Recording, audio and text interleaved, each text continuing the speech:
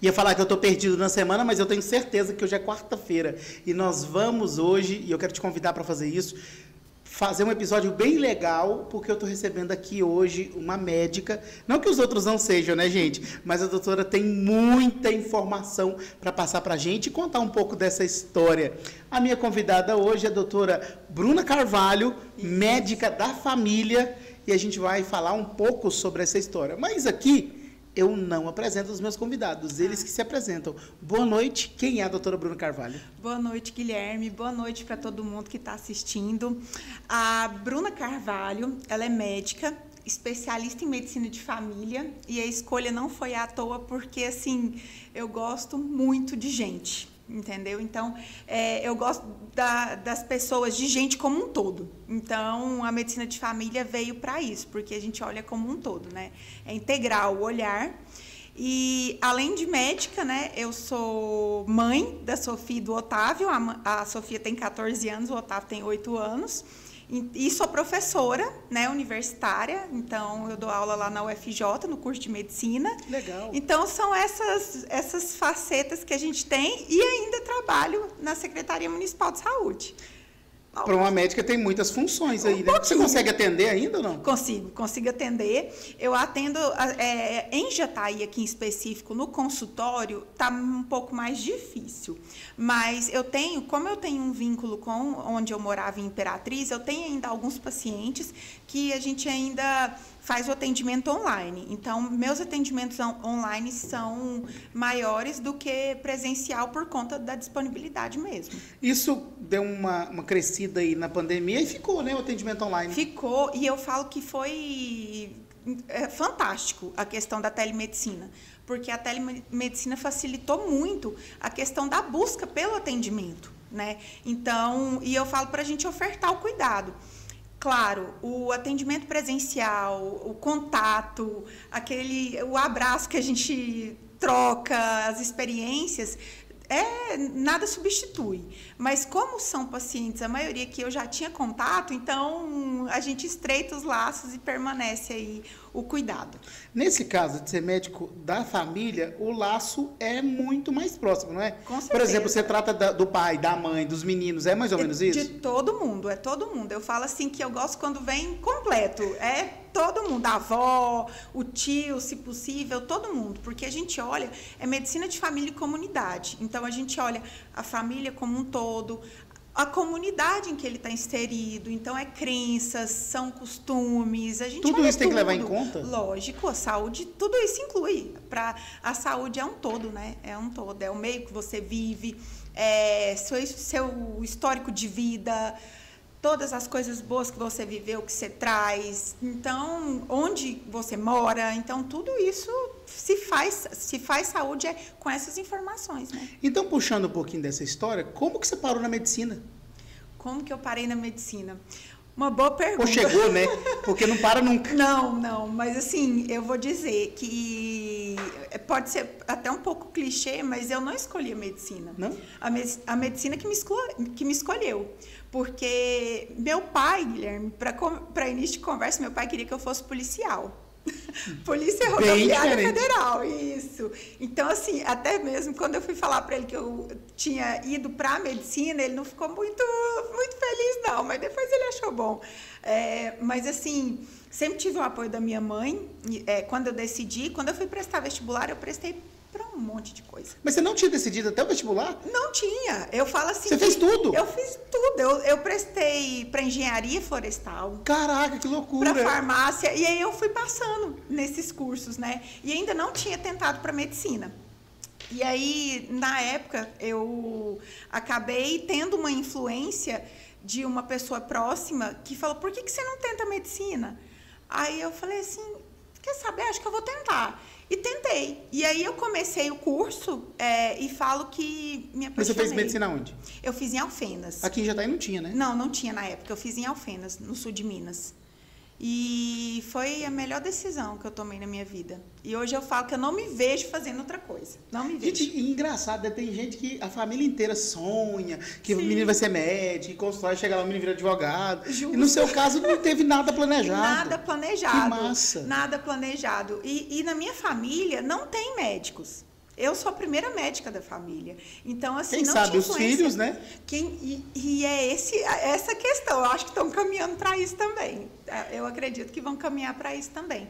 Porque quando a gente faz tudo com muito amor, a gente leva isso para casa. Porque a gente tem aquele estereótipo do médico, e comigo não é diferente, que o médico ele é 100% dedicado àquilo que ele faz e acaba que ele é um pouco ausente quando se trata de família, no quesito pessoal. E comigo não é diferente. Então, as crianças, elas sentem a minha falta, obviamente, mas eles levam a minha ausência, de certa forma, muito tranquilo. Porque a mamãe está cuidando das pessoas. É tipo isso, e porque assim, eu amo muito o que eu faço. Então, toda vez que eu vou falar, a mamãe vai trabalhar. Aí eles, mas mamãe, até essa hora eu falo, mas a mamãe gosta muito do que faz. Então, aí para eles já entendem que isso é bom para mim. E para o paciente não tem horário também, né? Não tem. Paciente não tem horário. Paciente não tem horário, paciente, ele precisa de você o tempo todo. Saúde não escolhe o dia, a hora, o lugar, nem a pessoa, né? E que bom que a gente está aí para ajudar as pessoas como a gente gostaria que nos ajudassem. Você concluiu lá em Alfenas, voltou para Jataí, como é que foi? Não, eu sou nômade, tá? Eu sou um pouco nômade. Eu fiz em Alfenas, sul de Minas, eu fiz a minha formação toda lá, terminei a medicina de família, tudo certinho, e fui para Imperatriz, no Maranhão. Né? Lá no topo. Lá no topo. E aí lá eu trabalhei, comecei no município e depois eu fui chamada, porque nesses meios tempos aí eu fui fazendo minha pós em gestão em saúde, gestão no SUS, gestão hospitalar, e me convidaram. Você foi estudar então? Eu estava estudando, eu nunca parei de estudar. E aí eu resolvi fazer isso e fui chamada para trabalhar na Unimed, numa atenção primária que a Unimed criou, né? E aí, com isso, fiquei lá de 2019 até 2023, final de 2023. Então, você passou a pandemia lá? Passei a pandemia toda lá, atendendo, Covid, tudo certinho. Medicina de família também faz urgência e emergência. E aí, a gente é multifacetado. Você imagina a sua mãe com o coração na mão no meio dessa pandemia, porque vocês foram a linha de frente mesmo. Frente. E eu falo que, assim, o mais difícil de tudo era ver, assim, as pessoas indo a óbito e você ali, ó, se sentindo impotente mesmo, né? Mas mais do que isso, é ficar longe dos filhos. Eu tive que ficar longe dos meus filhos, sem ver meus filhos, assim, mais de mês. Sem poder ver meus filhos. Só no telefone? Só no telefone. Nossa, isso Você pegou Covid? Peguei. Ficou tudo bem?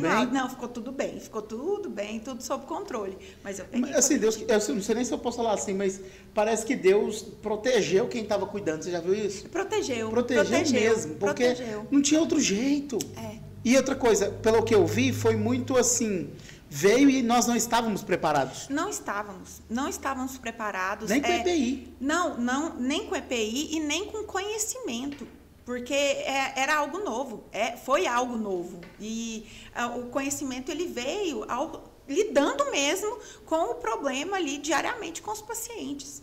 Então, todas as terapias, tudo que a gente vê hoje que traz benefício, foi na luta ali, no dia a dia mesmo, com os pacientes. Então, e a vacina, né, que foi um grande avanço e que, infelizmente, as pessoas ainda estão um pouco resistentes, se perdeu um pouco a questão da vacinação. Pois né? Vamos abrir um parêntese para falar disso, porque, por exemplo, eu tive que ir para as redes sociais essa semana e falar, gente, por favor, vacinem as suas crianças. A gente teve aí muitos, inclusive criança que veio a óbito, crianças que foram hospitalizadas e levadas até para UTI, com essa questão, porque em muitos casos as crianças não estão vacinando. Tem doença voltando por causa da falta de vacina. Justamente. E eu falo assim que são doenças evitáveis e que são evitáveis, inclusive, desfechos favoráveis como o óbito. Então, por que não vacinar? São vacinas que são anos que já está no calendário vacinal. Não é 5 anos, não. São 10, 15, 20, 50, 100 anos. Isso, gente. Então, por que não vacinar? Por que não vacinar? E aí, essa prática se perdeu com a pandemia. E as pessoas não estão tendo a noção do quanto isso vai impactar na qualidade de vida das crianças e, inclusive, na mortalidade. A gente perder criança por uma causa evitável, que a gente tem vacina, é algo que nos causa muita dor, é muita dor, porque a medicina está aí, a ciência está aí, avançou com essas vacinas, não foi à toa. Então, por que não utilizá-las como devem ser utilizadas para a gente evitar tantos problemas, né? Tantos desfechos ruins? E a doutora parou nas especializações lá nos cursos de gestão ou fez mais faculdade? Eu estou terminando a minha pós em psiquiatria. Por que você escolheu psiquiatria? Porque a medicina de família, ela olha como um todo, né? Ela olha a saúde física e a saúde mental. Igual eu falei, a gente trabalha com promoção, prevenção em saúde, a gente trabalha olhando o ser humano como um todo. E aí eu olhei e falei assim, eu acho que a psiquiatria vai casar muito bem com essa questão que eu sempre falo, porque o físico e o mental, eles andam juntos. Então, aí eu precisava estreitar um pouco mais esse conhecimento em relação à psiquiatria para poder oferecer esse combo completo para olhar para o meu paciente. Então, é mais nesse sentido. Meu paciente, eu não olho ele só a saúde física ou só a saúde mental, eu olho tudo.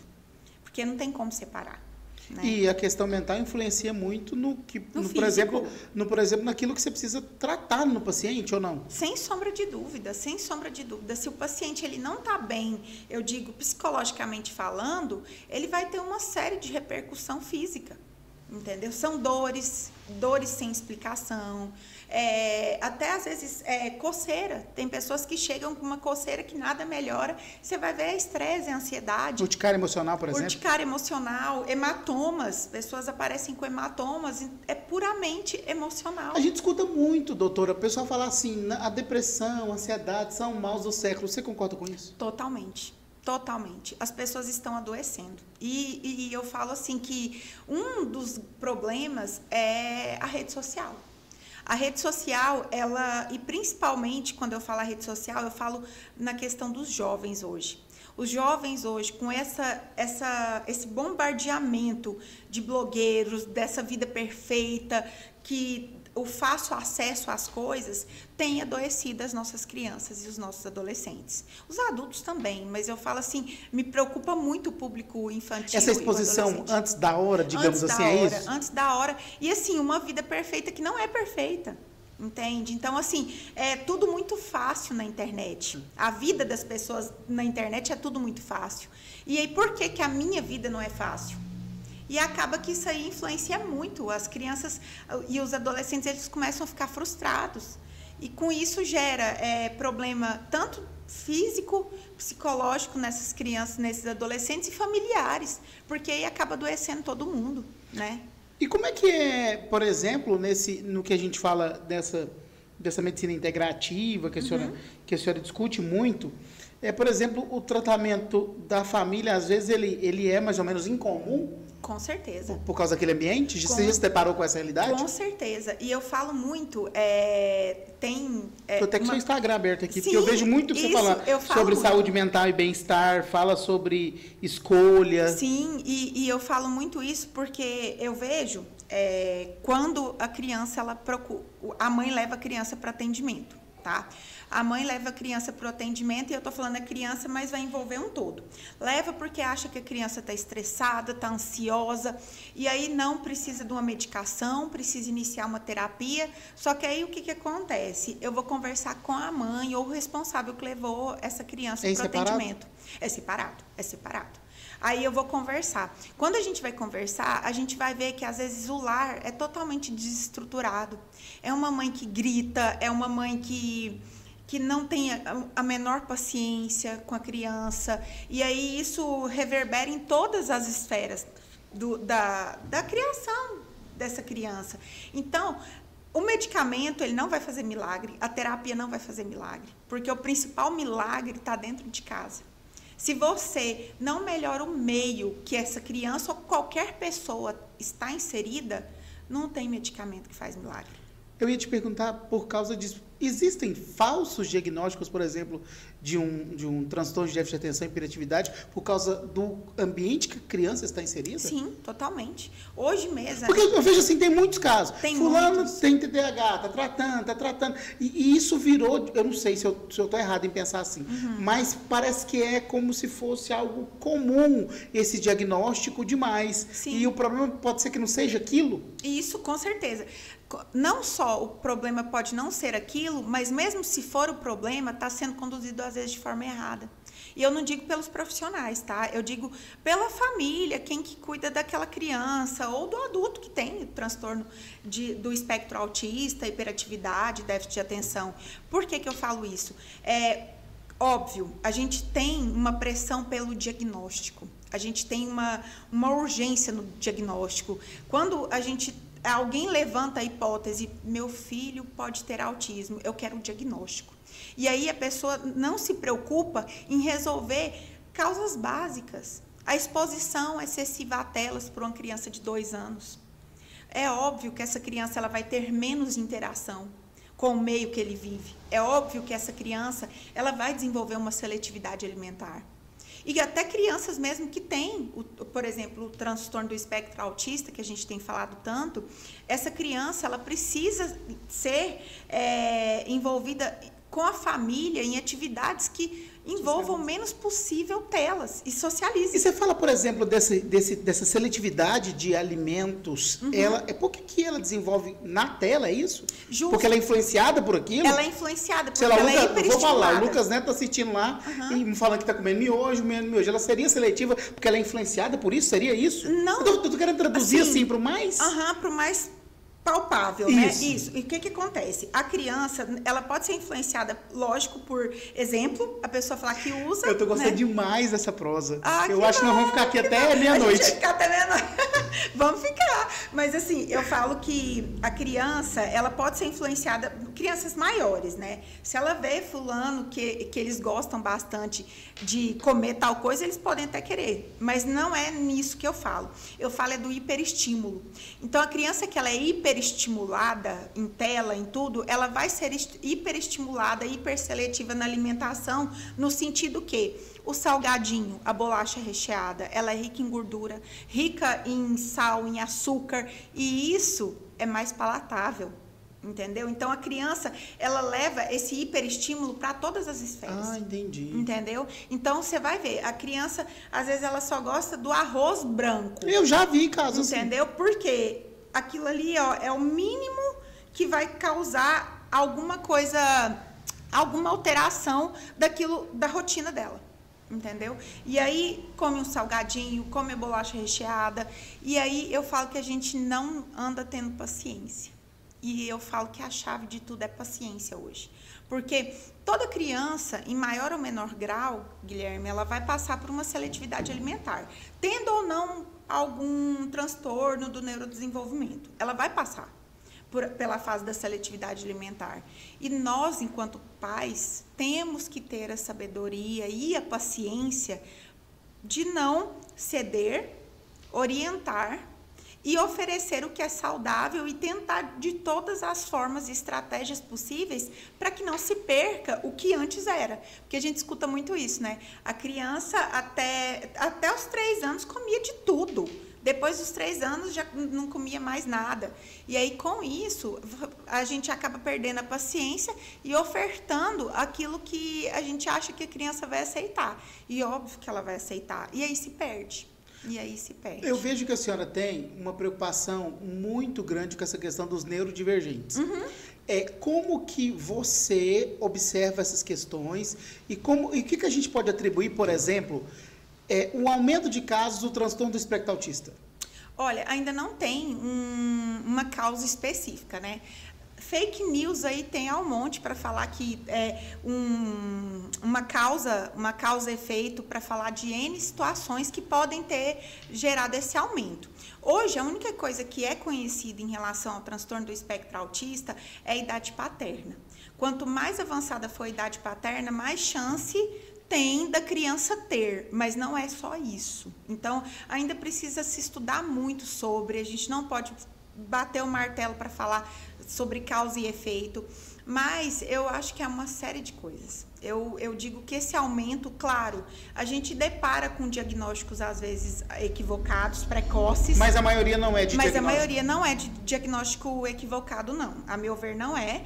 E eu falo que está muito relacionada ao meio hoje que a gente vive, né? A gente tem tanta exposição a alimentos que eu falo que vão... tantos conservantes de caráter duvidoso que eu falo, nosso ar. A gente mora no interior, graças a Deus, nem tanto, né? Mas eu falo que vão descobrir muita coisa ainda. A questão também, acho que dos agrotóxicos. Agrotóxicos, com certeza, com certeza. Eu acho que e não é só nessa questão, a questão do agrotóxico, né? Não, e eu falo assim, tem se levantado até mesmo algumas práticas ao uso de medicações.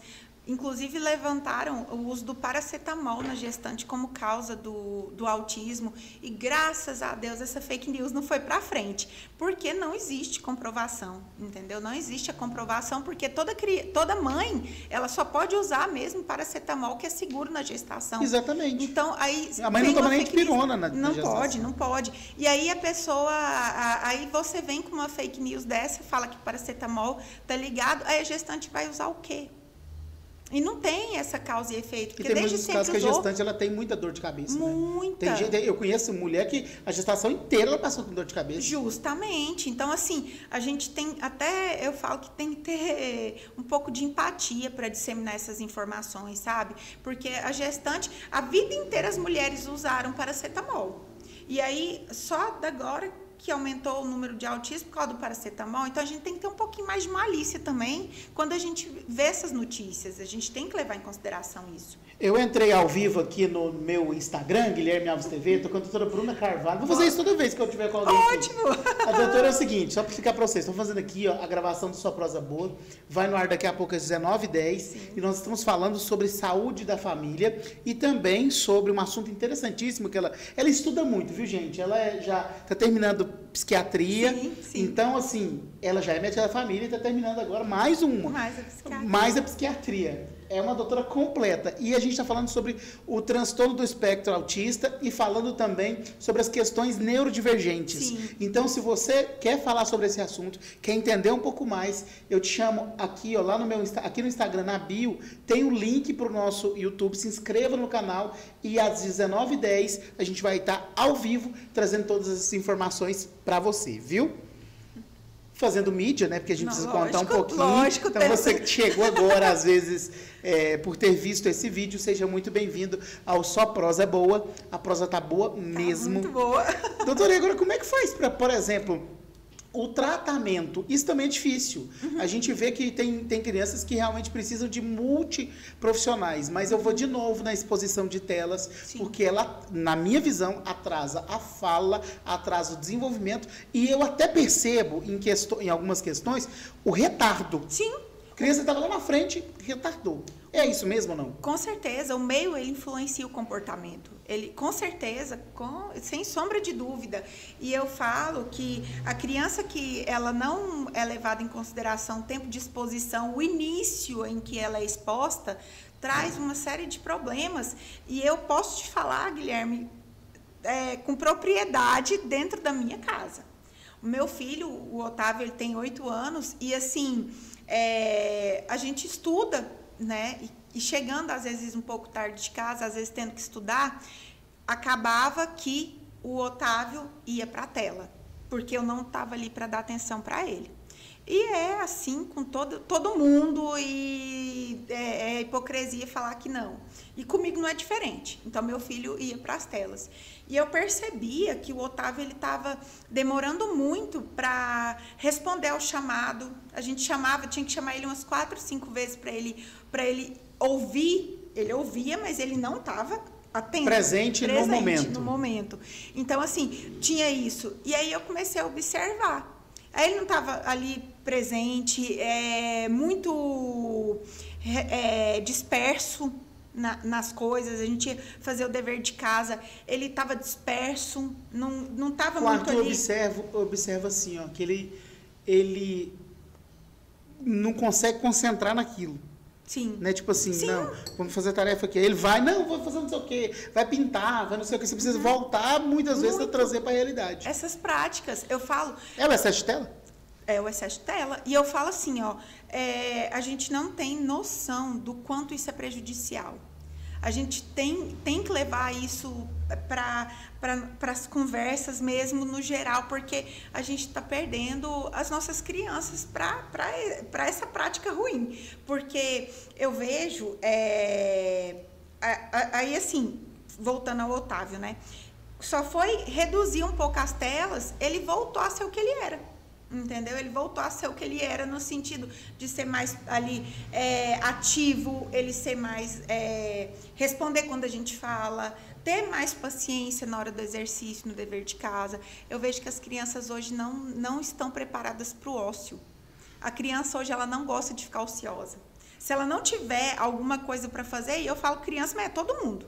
Você chega, por exemplo, numa recepção de uma clínica, vamos pegar aí, você sentou lá. O que é a primeira coisa que as pessoas fazem? Pega o celular? Pega o celular. Ou num restaurante. Se tiver a revista, eu pego a revista. Ah, se tiver a revista. Não, você ainda tá nessa questão da revista. Mas hoje as clínicas não tem nem revista. Tem clínica que eu entro e não tem revista. Lá na clínica da mulher tem. Tem. Ah, lá na clínica do doutor Hélio tem sim. Mas o doutor Hélio, ele tá ligado que isso é importante, isso é bom. Mas eu falo assim, tem clínica hoje que já não tem mais essa preocupação. E aí, as pessoas pegam, a primeira coisa é o celular. Primeira coisa, num restaurante. Você vai num restaurante, gente... Casal tá conversando assim. Tá conversando pelo celular. Uhum, eu falo que tá conversando pelo celular. E aí, isso é muito preocupante, porque as pessoas perderam a importância de valorizar o ócio. Você, ocioso, você tá, querendo ou não, ativando a sua imaginação, a sua criatividade. Entendeu? Então, se você não se permite ao ócio, você tá ali, ó, o tempo todo estimulado e não tem. Você não cria coisas que você criaria se você estivesse ali divagando, tranquilo, sem ter nada. Não vendo nada, você vai acabar criando alguma coisa. E com a inteligência artificial piorou? Piorou muito. Porque tem muita coisa que a gente já faz direto na IA. Direto, você manda... Chat GPT faz tudo, gente. Faz tudo. Isso é bom... Até certo ponto sim, até certo ponto não, né? Então, cadê? Eu fico preocupada com o futuro, a questão da criatividade. As pessoas já não leem mais, eu falo, não vou generalizar, mas hoje boa parte, a gente vê isso mesmo. A gente vê que as pessoas não leem mais. Eu falo assim, que a criatividade, o desenvolver da imaginação das crianças é na leitura. Não é nas coisas que elas assistem, é na leitura. Lógico, a gente tem uma quantidade muito bacana de coisas que são boas para as crianças hoje na internet.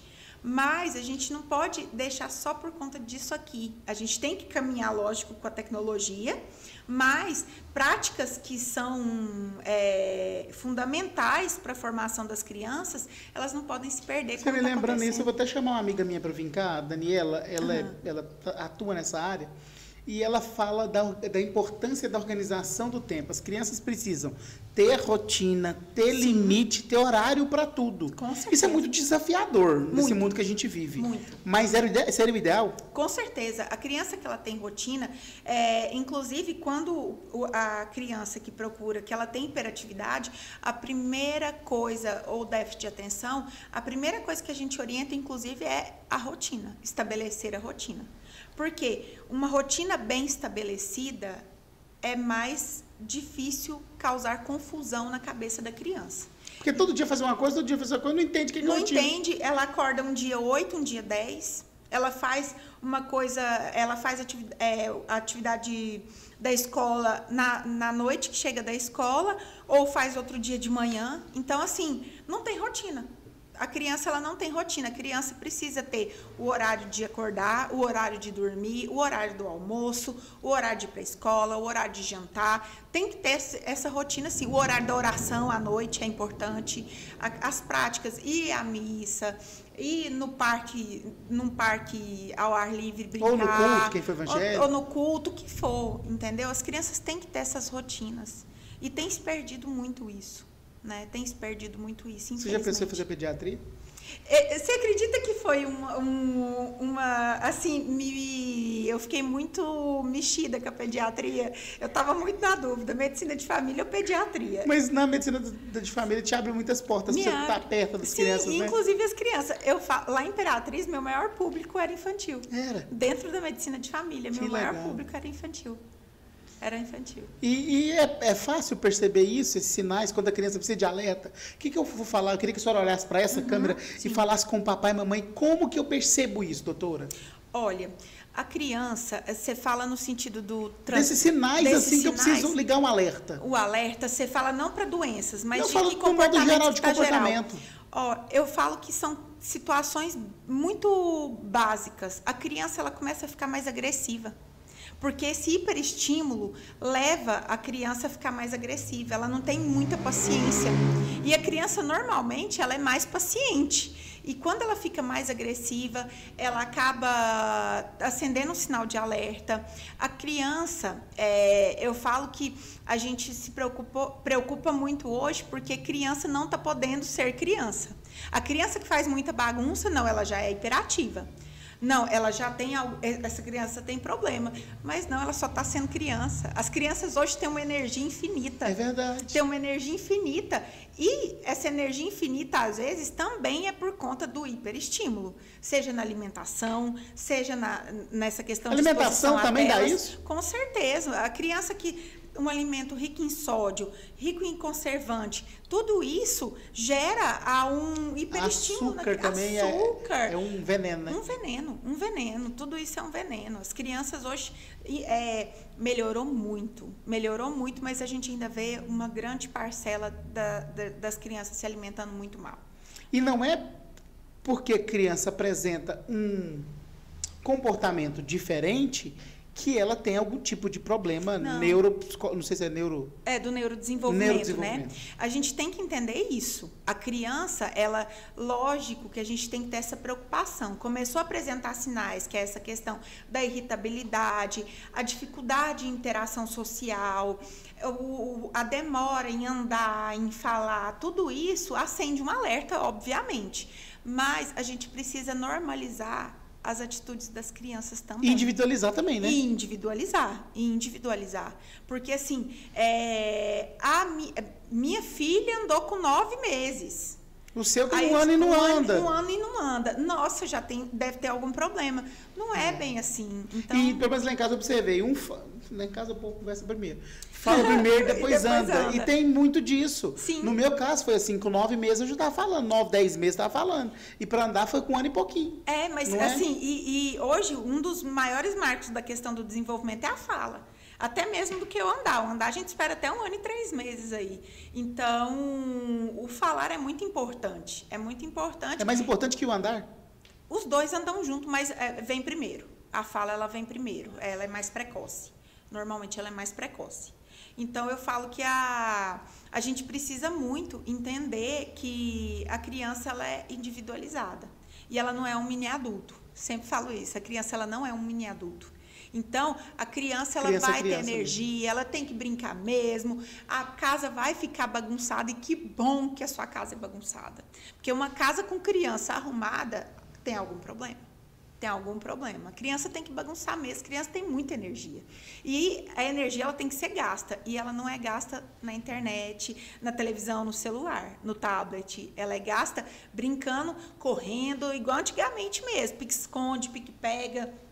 Tem que colocar as crianças para brincar, jogar bola e por aí vai, né? O pessoal já tem um povo mandando mensagem aqui para nós, ó. Tem. Já tá todo mundo falando. Eu gostei do seu Instagram, que fala lá assim, ó, saúde é equilíbrio. O que é isso? Saúde é um equilíbrio.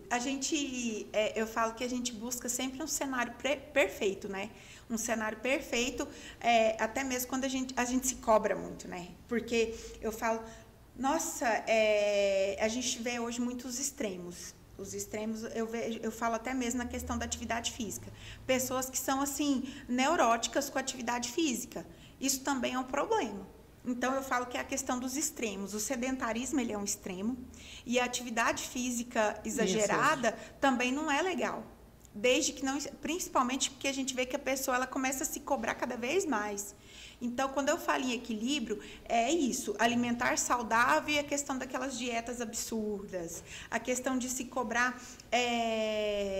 Não, o cenário ideal é eu acordar às 5 da manhã, me exercitar, tomar meu café da manhã super saudável, vou trabalhar, chego, almoço meio-dia, levo meus filhos para a escola, volto para o meu trabalho, e aí chego em casa, arrumo a comida, faço o dever de casa com as crianças, quando é 10 horas eu vou dormir, porque, segundo na internet, dormir 8 horas por noite é bacana.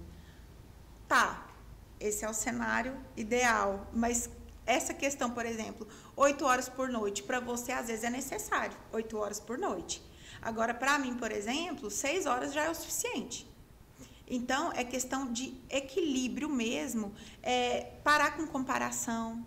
Não, e a internet, de novo, traz isso demais. A vida do fulano é perfeita. É perfeita, Ele dorme, acorda 5 horas da manhã, lê o Creio Deus Pai lá, Café com Deus Pai. Não, é lindo demais. E outra coisa que era bom falar desse negócio Café com Deus Pai, a oração pode ser sua, criatura. Você pode rezar, você conversa. O devocional pode ser seu. Ser seu, exatamente. Seu. E não é sobre religião, eu falo, exatamente, é sobre fé. É sobre fé. Não é que a gente está criticando aqui o Café com Deus Pai, de jeito nenhum. Isso é só um dos, né? A gente está falando assim que é o mais famoso, mas é porque a pessoa tem um Café com Deus Pai, eu vou lá comprar um porque eu tenho que ser igual ao outro. E tá tudo bem. E tá tudo bem. Inclusive, você consegue fazer o devocional com o celular. Tem vários aplicativos. O próprio Google, se você digitar lá, vem a palavra do dia, que você consegue fazer seu devocional ali, independente da sua religião. Então, eu falo assim que a fé, ela precisa existir.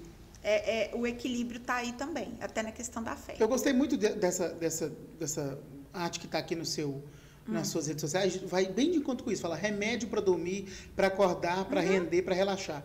Quando foi que viver virou uma prescrição? E é isso. Você pode... Sabe o que me chama muita atenção? Eu uso muito uma frase do Caetano Veloso, que ele fala assim, cada um sabe a dor e a delícia de ser o que é. E a gente tem deparado muito com isso no sentido assim, chega o paciente para consultar comigo e fala, doutora, você precisa dosar minhas vitaminas. E eu sou uma médica, eu falo que eu sou uma médica muito raiz, tá? Eu não sou médica Nutella. Então, você já chega assim, eu já olho bem assim para você. Fala mais sobre isso, dosar suas vitaminas. A gente tem critérios para dosar vitamina e repor vitamina, né? Então, não vou nem entrar nesse mérito, porque vai gerar muita polêmica, porque eu sou bem raiz, mas vamos lá. O paciente, ele chega e fala, eu preciso dosar mais vitamina, doutora, você tem que me passar uma vitamina, porque, eu acordo cansado, o dia inteiro cansado, eu ando fadigado, não estou dormindo bem. Aí então, vamos lá, vamos conversar sobre isso. Como é que está seu sono? Não durmo bem. Não durmo bem, meu sono é agitado. Tá, e como é que é a sua alimentação? Não, como a hora que dá. Eu como a hora que dá. Beleza, sem vitamina. Né? E aí eu olho e falo assim, tá, sua vitamina agora é se alimentar bem e tentar dormir melhor. Quanto tempo antes você para de utilizar o celular ou qualquer exposição, VTV ou coisa assim, para ir dormir? Não, eu durmo com o celular na mão, ele me ajuda a dormir. Não, ele não te ajuda a dormir. Então, assim, faz um chá para tentar dormir, um chá de camomila, um chá de erva cidreira. Doutora, tem tanta coisa natural, a senhora falando de chá. Tanta coisa natural. Tipo assim, eu lembro de eu fazer, na época que eu fiz dieta, falei baixinho, mas assim, eu lembro de coisas muito naturais que a gente fazia, tipo assim... sei lá, alguns chá, por exemplo, shot da imunidade de manhã. Sim. Aquilo é maravilhoso. E eu percebi que a imunidade é lá em cima mesmo. Sim. Por exemplo, o açafrão, o gengibre, o própolis, o mel. E tinha mais alguma coisa. Limão, exatamente. Isso. E você via que dava energia, que era diferente. Sim, e eu falo assim, atividade física. A pessoa que ela é sedentária, ela fica mais cansada, ela fica mais indisposta. A atividade física é muito importante. Então, são pequenos hábitos que você muda, que você melhora todo o desfecho do seu dia a dia. Inclusive no sono, impacta diretamente no sono. Então, virou uma prescrição mesmo. A pessoa, ela quer um remédio para acordar bem, aí vai lá e toma um hiperestimulante. Aí, quando é final do dia, ela tá ali ligada com aquele remédio, aí ela precisa de um remédio para dormir.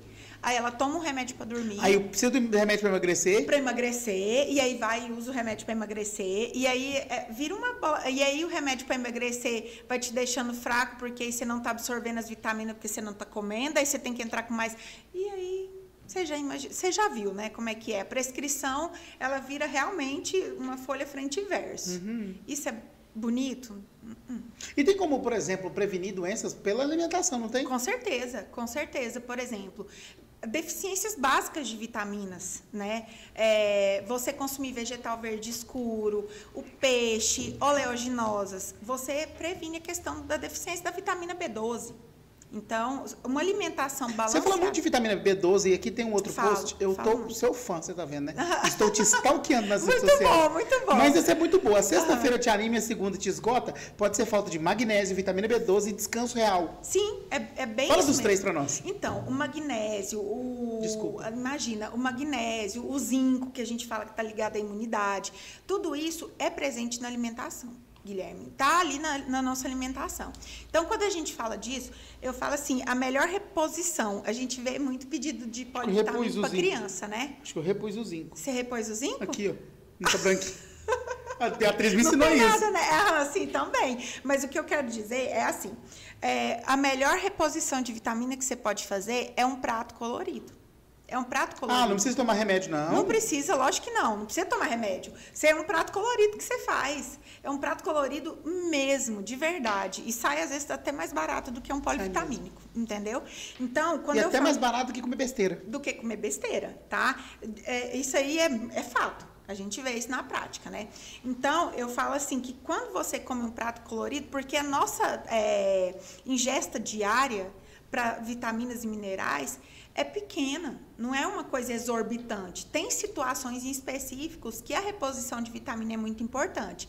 Crianças, a vitamina D, a reposição no início da vida e depois dose de manutenção é importante. Gestantes, vitamina gestantes, D. Vitamina Eu lembro D. demais a Tamiris fazer reposição com o Dr. Hélio. Com o Dr. Hélio, pois é. Então, a vitamina D, o ferro, tudo isso para gestante é importante para criança também. E para o bebê mais ainda, né? Que já nasce bombando. Com certeza. Idoso também tem suas particularidades. Mas não é tipo assim, um caráter geral, vamos repor todo mundo, galera. Não, nada disso. Vamos repor zinco, vamos repor magnésio. Não, pelo amor de Deus, não, testosterona não. Olha, testosterona, repor testosterona na mulher. Guilherme, fala uma coisa, testosterona é hormônio de mulher ou de homem? De homem. De homem. E por que tem que repor testosterona na mulher? Aí você vai dosar testosterona na mulher, ela vai estar alta ou baixa? Baixa. Baixa, porque é um hormônio masculino. Então, ainda bem tem uma revolta aí, hein? Tem uma revolta aí. Tem uma revolta. Ainda bem que se você é mulher, dosou sua testosterona e ela tá baixa. Graças a Deus. Graças a Deus, porque você é mulher. Que bom. E aí você vai repor testosterona por quê? Você já viu histórias assim que o pessoal repõe aqui em Jataí? Não é aqui em Jataí, não é? Não, aqui em Jataí nunca vi, tá? Aqui em Jataí, o povo de Jataí, eles têm bastante essa consciência, não repõe, não. Então tá. Mas eu já vi em algum lugar aí do mundo, do Brasil, que acontece isso, viu?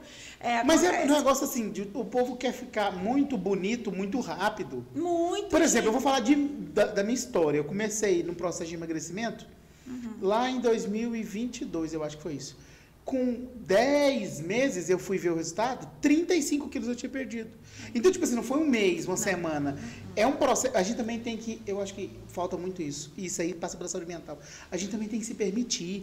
Por exemplo, para me engordar, os 35 que eu perdi, não foi assim. Não foi. Demorou. Meses, agora eu vou demorar também para emagrecer. Negócio que eu tenho que começar. Sim. Mas essa demora.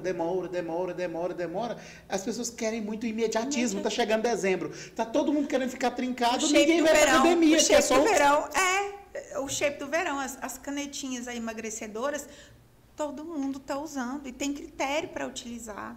Tem critério para utilizar. E, gente, a primeira coisa que a gente tem que falar muito é que a obesidade é doença. É doença. É doença. É doença. Né? É uma doença, ela precisa ser tratada.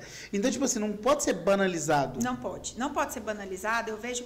Eu tenho que problema. Eu tenho problema. De eu olhar no espelho e achar que eu tô magro. Como é que chama? Síndrome, não é? Você tem distúrbio de imagem? Distúrbio de imagem. Eu tenho distúrbio de imagem. Eu olho assim, gente, mas eu tô muito magro hoje. Eu tô muito gato. Muito magro, muito gato. Distúrbio de imagem. Não, mas eu falo assim que a obesidade, ela é uma doença e ela tá muito muito ligado à compulsão alimentar. Então, não adianta você usar uma canetinha emagrecedora se você não Você vai tratar o efeito, mas não tratar a causa. Não trata. Você vai emagrecer pra caramba. Mas aí passa um ano depois, aí você me conta se você vai estar com esses 35 quilos a menos. E muitas se não foi feito em conjunto, é isso que eu quero deixar claro. Muitas coisas são emocionais. Sim. E eu Comer falo, é emocional. Todo excesso esconde uma falta. todo excesso esconde uma falta, com toda certeza. Então, Você desconta naquilo, você desconta na comida, desconta na bebida. Senão morre, né? Morre. Deus que me perdoe da E palavra. aí, assim, é onde você tem que achar uma válvula de escape saudável, né? Praticar um exercício físico com equilíbrio, meditar, orar, enfim, o que você achar que te traz bem, que te traz prazer, entendeu? E não necessariamente com comida, com bebida, com excessos, né? Com excessos. Então, eu falo que... É de boa tomar uma cervejinha ou não? Assim, vamos falar. Bebida é remédio. Então, o álcool, ele cientificamente comprovado. Puxa um pouquinho esse microfone perto de você, que eu estou tão incomodado que ele está muito alto. Tá, como é que eu vou dizer? O álcool, ele é um pouco prejudicial para a questão cognitiva, tá? Então, ele destrói neurônio. Resumindo, o álcool, ele destrói neurônio. Então, assim, se você perguntar, não pode beber. Você não pode beber. O álcool, ele não é saudável. Ah, mas tem uma quantidade X de álcool que você pode ingerir diariamente que faz bem para o coração. Não. Se fala, mas já tem se deixado falar porque o pessoal estava bagunçando muito essa informação. Então, não é benéfico. O café... Equilíbrio é tudo, tá? Bebo uma garrafa. Não, então, a garrafa não é benéfico, tá? Uma garrafa, ela não é benéfica, não é bom. Mas, por exemplo, uma xícara de café de 1 a 2 no dia, ela é bacana. Ela é bacana. O café antioxidante, né? Pré-treino, tudo isso. Mas em excesso acelera. Você fica em excesso, você aumenta sua frequência cardíaca, acaba se gerando maior produção de hormônios que são estimulantes. E, com isso... Não é à toa que ele é usado como pré-treino, né? Então, com isso, a longo prazo, você vai colher aí... Dopamina, a epinefrina também. Então, tudo isso você vai liberando aí, não é legal. E o cérebro, ele busca prazer o tempo todo, né? O tempo todo. É prazer o tempo todo, por quê? É a mesma coisa você na sua zona de conforto. A sua zona de conforto, ela te gera prazer, ela te gera ali o comodismo. Por que no começo de um hábito novo, por exemplo, atividade física, os primeiros 21 dias é difícil? Porque você está tirando seu cérebro ali da zona de conforto, daquele comodismo. E ele vai tentar te sabotar, ainda. Vai sabotar. Gente, eu falo que o pior inimigo da gente é o nosso cérebro. Também. Entendeu? É o pior inimigo. Porque também. Ele te sabota. Ele te sabota mesmo. Mas, assim, é aquela coisa. Mas você não precisa. Vai amanhã. Deixa para depois, vamos começar segunda-feira. Então, ele fica te sabotando o tempo inteiro, entendeu? Caraca. E eu falo assim, a gente precisa ter muito cuidado com as informações que a gente ouve hoje, Guilherme. Eu vejo, assim, igual essa questão da testosterona, né? Aí as mulheres começam a repor, e aí aumenta uma série de problemas aí no futuro que ela poderia ter evitado. Então, são situações que porque vê um influenciador falar que está usando testosterona e está sendo incrível, entendeu? Então, assim, até que ponto essa busca pela perfeição, essa busca, a libido, uma coisa que é importantíssimo a gente falar, a questão do libido, a mulher com a libido, né? A mulher, o maior motivo da mulher procurar, às vezes, para repor testosterona é a questão da libido. E aí a gente entra nesse quesito. Homens, pelo amor de Deus, a mulher, ela vai ter libido se você for bacana com ela.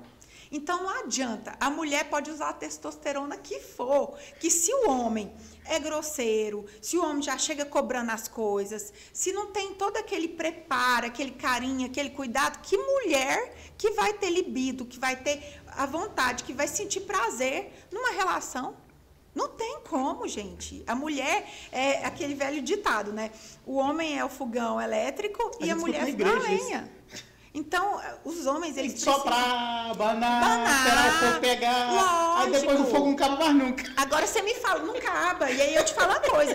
Pensa a mulher que ela levanta, a grande realidade que eu acho da grande maioria das mulheres hoje, ela acorda mais cedo para deixar o almoço pronto, porque ela tem que levar a menina para a escola de manhã e vai trabalhar e chega já por horário do almoço. E pronta para... E pronto. E aí, pra assim, sair de novo. Para sair de novo. Aí aquela loucura, aquela correria absurda o dia inteiro, é cobrança no trabalho, tem que dar conta de tudo, buscar menino, levar menino, aquela cobrança das 1001 faces que a mulher hoje tem. E aí ela chega em casa, o homem já chega brigando, e aí não ajuda com os filhos, com os meninos. Não põe nem os meninos para tomar banho ou vai esquentar a comida enquanto ela está ali tomando um banho lento, calmo, demorado. Até o banho dela tem que ser acelerado, porque senão ela não dá conta de fazer tudo. E aí, ainda à noite, chega aquele homem que foi bruto com ela o dia inteiro, ela naquela rotina louca, ele sem a menor paciência. Que mulher que vai ter vontade? Então, assim, homens... O problema, às vezes, não é hormonal, né, gente? Não é hormonal, não é repor testosterona, entendeu? Não é repor testosterona. Mas no homem tem que repor testosterona. Depende ou não é regra? também, não é regra. Tem que se dosar quando tem sinais de que não tá legal a testosterona. E aí a gente entra, porque existe, do mesmo modo que tem a menopausa precoce, tem a andropausa, entendeu? O homem também passa por isso. Não é todo homem. E aí, quando a gente tem a suspeita, a gente investiga, sim. Mas não é via de regra também. Não é todo homem que repõe testosterona. Está na faixa ali de normalidade, não precisa repor mais para ficar melhor, maior performance, não tem nada disso. É tudo modismo. Tem nada a ver com Tem performance? Não. O povo está usando Não, está usando para indiscriminadamente academia, né? aquele remédio. Como chama? O qual você Tadalafila. Ah, é? Tipo assim, virou banal. Banal também, banal. Então, é isso que eu tô falando. As pessoas hoje, elas perderam o medo. Eu falo que, de coração, as pessoas perderam o medo. É um uso indiscriminado de medicação, é medicação para tudo. E esquece de... Sabia que eu estava viciado na óbvio. dipirona? Eu sim, estou sentindo uma dor de cabeça. Eu acho que era psicológico. Pode ser. Eu falei, vou tomar dipirona. Eu estava praticamente... Eu estou na canseira, vou tomar dipirona. E eu parei de usar e não estou... Entendeu? Mas e assim, ó, eu falo, ó, por exemplo, coisas óbvias, Guilherme. Falta de água. Se você bebe pouca água durante o dia, você vai sentir dor de cabeça. Então é isso que está acontecendo comigo. Entendeu? É mais ou menos isso. Porque, assim, bebeu pouca água, o reflexo uma das coisas é a dor de cabeça. Entendeu? Então, assim, aí as pessoas começam, vou tomar remédio para dor de cabeça e esquece do óbvio, que às vezes é falta de água, é falta disso, entendeu? Então, infelizmente, a gente parou de olhar um pouco mais pra gente. A gente precisa ter o autocuidado, que é outra coisa que eu falo muito no meu Instagram. A questão do autocuidado. Qual que é o seu Instagram, gata? Bruna Borba Carvalho. Gente, acessa aí, fala com a doutora. Doutora, se precisar, por exemplo, atender aqui no Telemedicina, você consegue, né? Consigo. Só mandar um direct. Sim. Só mandar um direct que a gente agenda e tá tudo sob controle. Tudo sob controle. Mas eu te falo. E a vida também tem que ser mantida sob controle, né? Tem que se Claro manter. que tem pressão, tem um monte de coisa, mas tem que buscar equilíbrio. Vamos parar de se cobrar tanto. A cobrança ela é importante. Eu falo que a ansiedade, porque até isso, a ansiedade hoje virou uma doença, a tristeza virou uma doença. Então, a gente precisa entender que não é bem assim que funciona. Não é porque eu tô triste que eu tô com depressão. Não é porque eu tô triste, não é porque essa semana não tá sendo legal, não tô bacana, que eu já sou depressiva, e não é porque eu sou ansiosa, que eu sou mais agitada, que eu tenho ansiedade generalizada. Então, a gente precisa entender isso. Eu preciso de um remédio, porque eu sou muito ansiosa. Você é elétrico. Até que ponto a gente precisa entender que a ansiedade, até certo ponto, que ela é benéfica, é o que move e ela a gente. faz mover, né? Ela faz a gente se mover, levantar todo dia, buscar por alguma coisa. Então, até certo ponto, ela é bacana. A gente precisa entender que é tudo questão de limite, tem que ter o diagnóstico certinho, procurar um profissional de confiança. Não automedicar. Não automedicar, porque o remédio da vizinha foi legal, o seu também vai ser, não é bem assim que funciona. E outra coisa, eu falo muito dentro da medicina de família, que a medicina de família, você precisa ter um médico para chamar de seu.